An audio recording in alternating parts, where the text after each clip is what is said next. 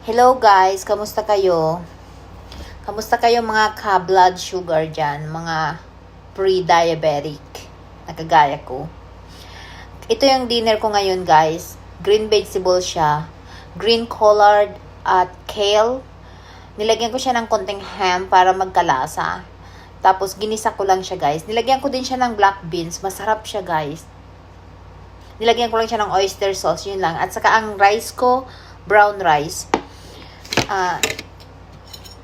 Dahil pre-diabetic ako guys, una, ginagawa ko, kinokontrol ko lang yung kinakain ko guys.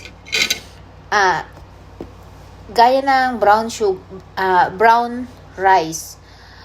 Napansin ko guys, yung brown rice, hindi nag-i-spike yung blood sugar ko sa brown rice. Pero kapag yung white rice, hindi ako na pwede nun. Hindi na ako makain ng white rice kasi konti lang talagang mataas yung spike niya. Sa mga prutas din guys, ang watermelon saka grapes, hindi ako gaano niyan kasi yun yung nagkukos ng spike ko. Siguro depende yan guys from person to person gaya nga ng sabi ko. Gagawa ko ng vlog about sa journey ko sa pagiging pre-diabetic ko guys. Kayo guys, ano ang mga ginagawa nyo? Nag-i-exercise din ako guys. Ano ang mga ginagawa nyo para makaiwas sa blood sugar spike?